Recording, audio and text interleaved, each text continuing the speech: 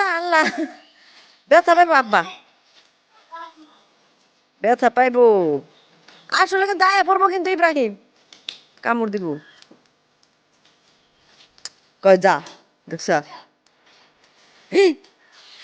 ডরায় না একটু আব্বা অমনি করো না কামড় দিব ব্যথা পায় না আল্লাহ গুনা দিব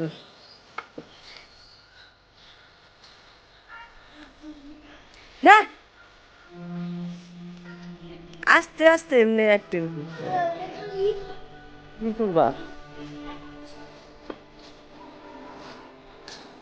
হুম